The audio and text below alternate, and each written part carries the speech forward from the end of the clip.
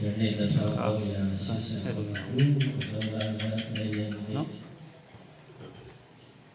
ဝေဒိုင်းဒေသကြီးအောင်လာခရဲအောင်လာမြို့ကန်ကြီးရဲ့အဲဆိုရှိတဲ့ဒီမှာပုံရက်ဒီနာစုဝါရီပတ်ချူရဲ့ဝင်းနေအချိန်ကာလရောက်ဝင်းနေလက်စပါလာမိမိရဲ့ဝင်းနေအချိန်ဒီပြီးတဲ့ဝင်းနေတဲ့ရောက်ဒီနေ့မျိုးလေးကောင်းမှုရှိတဲ့အတွက်ဝင်းနေဓမ္မလက်ဆောင်ပြီးစေမင်းတွေမှာပြောပါလက်ရှိစွာနာမည်ကြီးပြင်းပြင်းကြောင်းအောင်းမှုတွေလာပြန်ပြန်နဲ့ဒီစပါစီဒီတော့ဒီနေ့ဝိနည်းကုသကောင်းမှုပြုတဲ့အခါမှာ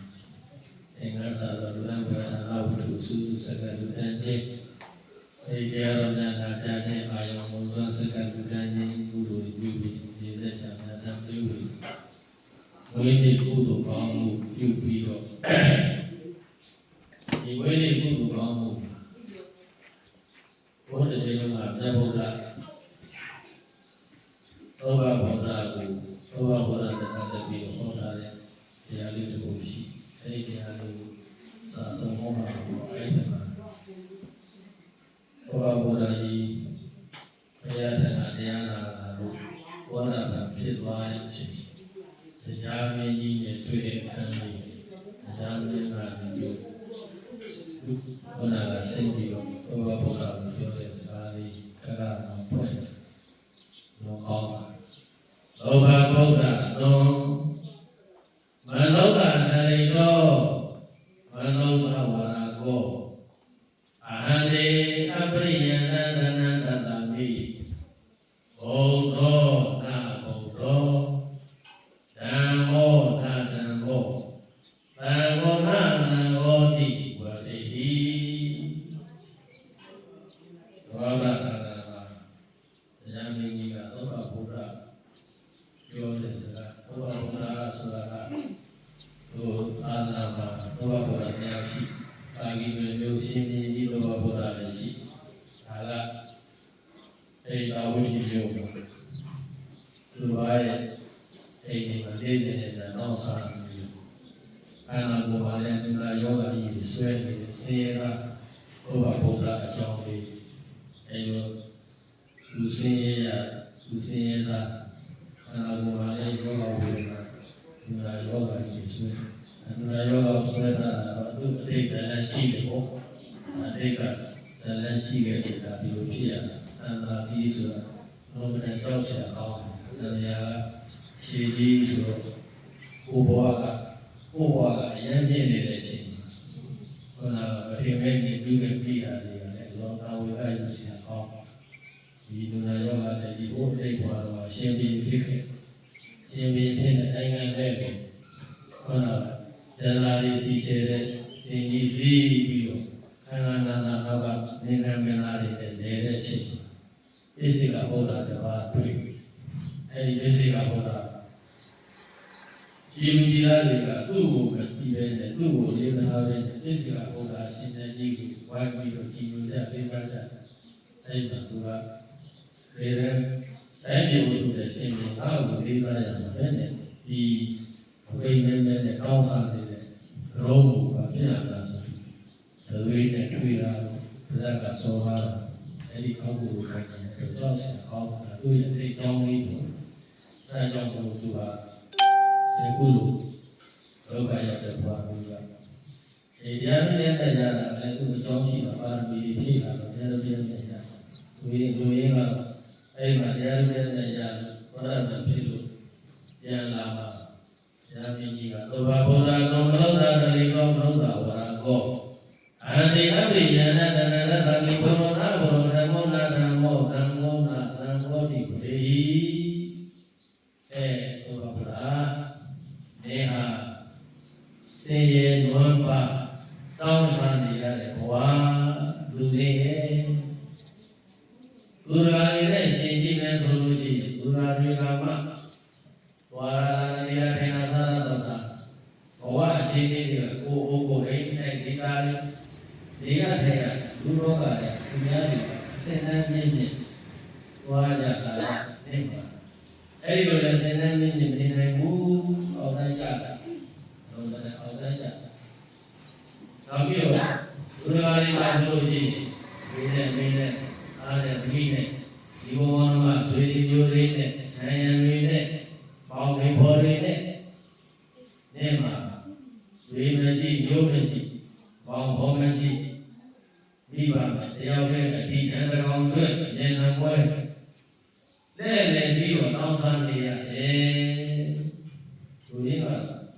ရာမင်းကသူ့တော့မင်းဟာလူစင်းရဲ့ဟုတ်တယ်နောက်ပြီးတော့မင်းဟာသူများနဲ့ရှင်အောက်တန်းကြတယ်အောက်တန်းစားနောက်ပြီးတော့မင်းကသူများတွေနဲ့တွေ့သူများတွေနဲ့ရှင်လိုက်မင်းဟာအထီးကျန်တယောက်တည်းသမားအဲ့ဒီစကားလုံးကိုဘုံဘုံကိုဒီနေ့ပြောချင်လူချမ်းသာတဲ့လူစင်းရဲ့ဒီလိုနေရာမှာတရားမင်းကသူ့ကိုလူစင်းရဲ့လို့ပြောတာလေနောက်ပြီးတော့ဘုရားကသူတော်ဘာတွေနဲ့ဆင်လို့ရှိရင်မင်းဟာတန်းမကြဘောကမှာသူတော်ဘာတွေရှိတယ်ဒီထန်းသားနဲ့အောက်တန်းသားဘောကတန်းကချက်ရှိတယ်တန်းကြကြမြေတော်နာကတရားလားဒီလိုကိုအဲ့ဒီမှာဘောလို့ရှိရင်မျက်နှာလေးနဲ့အောက်ချပြီးတော့သူဘောသူပဲရတယ်အောက်တန်းတော့လည်းချလိုက်ချာတန်းသားနဲ့အောက်တန်းသားဒီတစ်ချက်လူချမ်းသာတဲ့လူစင်းရဲ့တန်းသားနဲ့အောက်တန်းသားနောက်ပြီးတော့ပေါ်ရှိတဲ့လူနဲ့တကောင်ကျွဲ့ကြီးချက်နေနမွဲတကောင်ကျွဲ့ဒီလိုတော့ညအဲ့ဒါဆိုလို့ရင်းကတော့မင်းဟာလူစင်းရဲ့လူအောက်တန်းစားလူတကောင်ကျွဲ့အဲ့ဒီမှာဒီလိုဘဝမျိုးမှာမင်းကိုအာချမ်းသာအောင်အဲ့ဒါကြည့်စီစဉ်မှုစာယန္နာရွှေတွေပေးမယ်တဲ့ဒါပြီးမလို့မင်းရဲ့တော့ကဘောရဏတဘောရဏဘောရဏဘောသံဃောနာသံဃောတိဝတေတိဘုရားအစစ်ဆိုတာမရှိပါဘူး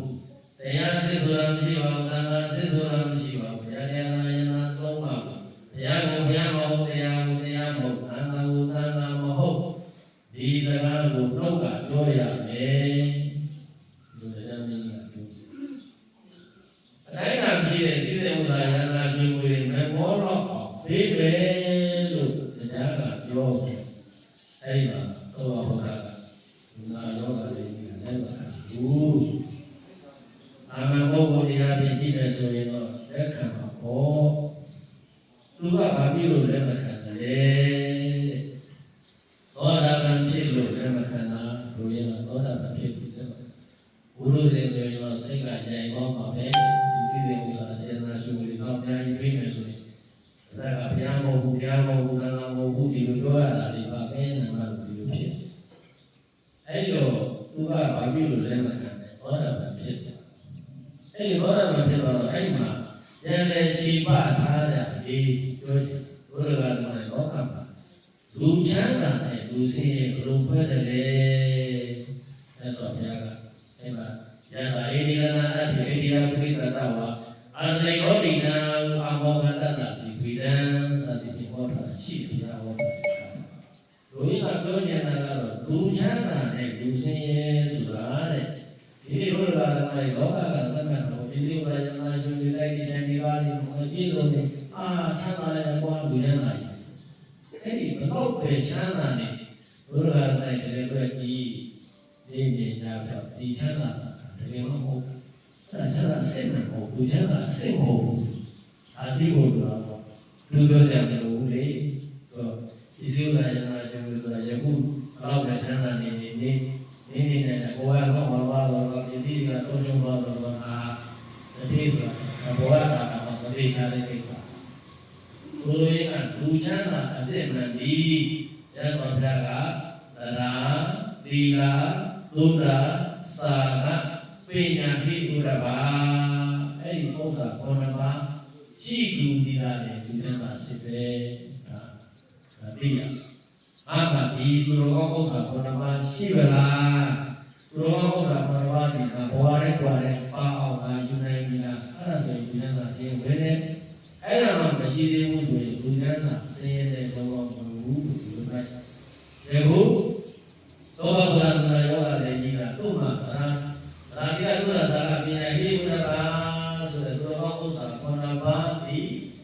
ဘောကနေဘုံတော်ဘူးတဲ့သံသာတစ်လျှောက်လုံးနိဗ္ဗာန်ပေါက်ပြီးတိုင်အောင်ဥစ္စာခုနှစ်ပါးပြင်းပြန်စွာရထားပြီးဖြစ်တဲ့အတွက်ကြောင့်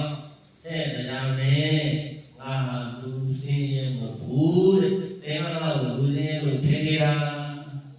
ငါကလူစင်းရဲမဟုတ်ဘူးလူချမ်းသာဒီလိုပြောပါအဲ့ဒါလေးနေရာလေးမှာပြရမှာကိုဒီလူချမ်းသာလားလူစင်းရဲလားကိုကိုခွဲဘုရားလူတော်ချခွဲနိုင်လို့လို့တဲ့အဲ့လိုလူချမ်းသာဒီဘလိုပုဂ္ဂိုလ်မျိုးလဲလူစင်းရဲဒီဘလိုပုဂ္ဂိုလ်မျိုးလဲအဲ့လိုကိုမှာဒီလိုကောဥစ္စာခန္ဓာမှာမရှိသေးရင်လူချမ်းသာအစစ်မဟုတ်ဘူးအရုပ်ရောင်တာဖြစ်တယ်ဒီဘလိုပါလဲဒီချက်နောက်ပြီးတော့မနောတဝါရဘောမင်းဟာလူအောင်တန်းစားဟောတာဘောလူရကလောကလူရဲ့ကြည့်သွားတဲ့လာတဲ့ခါမှာဘုရားကတိုက်တဲ့ဆန်းဆန်းကားနဲ့စီစဉ်ဥစားရနာရွှေရပြင်းပြင်းနဲ့ဆိုမဲတဏ္ဍကြကြတကယ်ကိုမင်းဘုရားကခန္ဓာနာနာဘုရားခန္ဓာတွေပေါ်တဏ္ဍကြ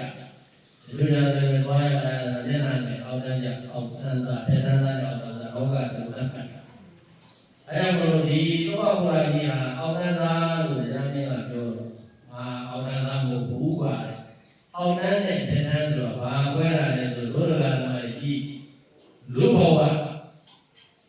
ဒီနေ့ရထားတဲ့လူဘဝမှာအောက်ကပါလဲအပေလေးပါအထက်ကပါလဲလက်ပြလုံးပြန်မှပြီ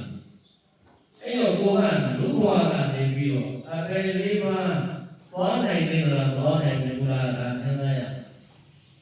အပေလေးပါသွားနိုင်တယ်ဒီအတူကိုမှရှိတယ်ကိုကအောက်တန်းစားမဖြစ်ဘူးလို့ပြောပြဘူးအောက်တန်းစားနဲ့တဏ္ဍစားဆိုတာအဲ့လိုခွဲရတာဒီခု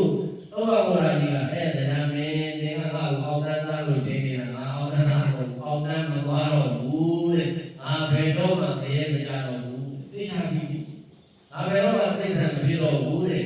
ငါဘယ်တော့မှပြိတာကိုမရောက်နိုင်တော့သူလည်းကိုမရောက်နိုင်ဘယ်လေးပါငါလုပ်ပြီဘာဖြစ်လို့လုပ်တာလဲသောတာပန်ဖြစ်လို့လုပ်တာအဲ့ဒါဖြင့်ဘုရားဆန်းဆိုင်မှာငါတို့တွေဘယ်လေးပါကလုပ်ကြလားဘယ်လိုလဲကိုကိုစိတ်ချဘူးတဲ့အောက်လာပြောပြဘူးဘိုးကိုသိပြီးတော့ထင်တယ်လို့လည်းမရဘူးအာကြီးရဲ့ဒါကြီးရဲ့ပြန်ပြီးတော့ထင်ကြည့်လို့မရဘူးအာပြီးတော့သောတာပန်ဖြစ်လို့ဒီသောတာပန်ဖြစ်မှာကိုကိုစိတ်ချရတာအောက်တန်းမသွားအောင်ယူဆိုင်ရမှာဖြစ်တယ်ဒီတစ်ချက်ဒီထားရအောင်အောက်တန်းသွားတာအောက်တန်းစားနဲ့ထက်တန်းစားအဲ့နောက်တစ်ခုပြောရမင်းကသူ့ပြောတယ်မင်းဟာတဲ့ဒီမရှိပါဘူးသိကြည့်ကြုံကြည့်တိုင်းဝိုင်းမရှိတယောက်တည်းတရားတဲ့40နဲ့တယောက်တည်းတာဝန်ယူတယ်လေပြီးတော့ကောင်ကျွတ်အထီးချင်းပြန်မွဲပြောတယ်ဦးအဲ့မှာသောဘဘရရပြန်ချီထားတယ်ညာမင်းတဲ့တင်းထင်းလို့ငါဟာကောင်ကျွတ်မဟုတ်တော့ဘူးတဲ့ဒီဟာလေးကိုဦးနဲ့ဘုရားဒီညာလေးမှာတယောက်တည်းနေရတာကအပေါ်ပေါင်းနဲ့နေရတာလားဆိုပုဂ္ဂိုလ်စဉ်းစားဖို့လိုပါတယ်ဒီလိုလိုကတော့လောကမှာအန္တရာယ်ကြီးသွားရတာကဘုသူကပေါ့လေဒါတော့တယောက်တည်းပြန်တော့တယောက်တည်းလာတယောက်တည်းပြန်ရတယ်ဘွားလေးတွေဘယ်မှာလဲအပြည့်ပါဒီဘုံမှာဆွေးနွေးတာချင်းအပေါင်းပေါ်ထွေရနေနေအဲမှာဘသူကအလူလူလာပြီးလူပြန်တာစီဘူးတယောက်တည်းလာတယောက်တည်းပြန်သမားလေးကြီးပဲအေးဒါပေမဲ့လို့ယခုသောဘဝရပြောတယ်အဲဒါမင်းတဲ့ငါမှာပေါ်ကောင်းရှိပါပြီဘယ်မှာလဲပေါ်ကောင်းငါဒီတဲ့တရားလုံးနိဗ္ဗာန်ရောက်ပြီးတဲ့အောင်ဘုရားမဆွမ်းတော့ဘူးတဲ့တရားမဆွမ်းတော့ဘူးငါမဆွမ်းတော့ဘုရားတရားနာရနာတော့ငါနှလုံးသားမှာဒိဋ္ဌိပြီတရားရှိတယ်တရားရှိတယ်တရားရှိတယ်နောက်ပြီးတော့ငါအသက်ကြီးဆွရင်ဆွရပါစေငါကိုကျင့်တယ်ကတော့မဆွမ်းတော့ဘူးအားမလားရှိတယ်တရားရှိတယ်တရားရှိတယ်တရားရှိတယ်ကိုကျင့်တရားရှိတယ်အဲ့ဒီလေးမျိုးဟာငါအတွက်ကောင်းဆုံးသောဘုံဘုံပဲငါတော့ပြဘုံတော်ဘူးတဲ့တင်းတင်းလို့တော့ပြမဟုတ်ဘူးအဲ့ဒါလေးဘောကြတာတို့ရကအဓိကကတော့ဟိုဟာဘုရားဒီပါရဲ့ကွာသူရောငါရောပေါ့လေတယောက်တည်းလာတယောက်တည်းပြန်ရတဲ့ပုဂ္ဂိုလ်ကြီးပဲဒါပေမဲ့လို့ဘုရားကကိုယ်တန်တန်မှာယရနာသုံးပါးနဲ့ကိုကျင့်တရားဆိုတဲ့ဒီကသောတာပန်များကျင့်သုံးထားတဲ့ဘုရားကလက်စောပြဘောရတဲ့ဓမ္မရာသုတ်ပါလာရှိတဲ့ဘောရပန်တို့ရဲ့ဘုရား ရှိနေကြည့်လိုက်တဲ့တရားလေးမျိုးဘုရားအောင်စာဘာသာရဏတန်ခေအောင်စာဘာသာရဏတန်ခေအောင်စာဘာသာရဏဒီနာနာမနာတော်စသည်တွေပေါ့လေအဲ့ဒီလေးမျိုးဟာအရေးကြီးဆုံးပါပဲအဲဒါကြောင့်ကိုဟာကောင်းသောဘုံကိုရှိတဲ့ပုဂ္ဂိုလ်ဖြစ်ဖို့လိုအပ်ပါတယ်တရားရှိရမယ်တရားရှိရမယ်သံဃာရှိရမယ်ကိုချင်းတရားရှိရမယ်အဲ့ဒီလေးမျိုးတွေကဘဝအတွက်အန္တရာယ်ကြီးတဲ့ကြောင့်နိဗ္ဗာန်ကောင်းပြီးတိုင်အောင်ကောင်းဆုံးဘုံကိုဖြစ်တဲ့အတွက်ကြောင့်ဒီနေ့ဝိနည်းကောင်းကိုရှင်ကျေတော်မြတ်ချုပ်ပြနေတယ်ကွာအာရုံတော်ဘုရားတိဘာဓမ္မပေါင်းသူတော်ကောင်းတို့ဒီဘုရားမြတ်စွာအာသနာနဲ့ကြိုးကိုက်ဆုံးခိုက်ပါအကောင်းဆုံးသောဘုံကိုဖြစ်သောဘုရားတရားတော်ယနာလုံးသားနဲ့ကိုချင်းတီကဘောဓကံတော်မခိုင်တဲ့တော်မှာဘောဓကံတော်ဤယုံကြည်မှုခိုင်တဲ့အောင်ကြိုးစားနိုင်ကြပါစေကုန်တည်း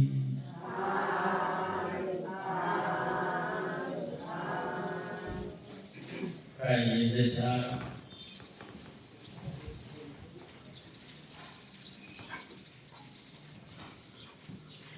ဒါဆိုတဲ့အရှင်ဘုရား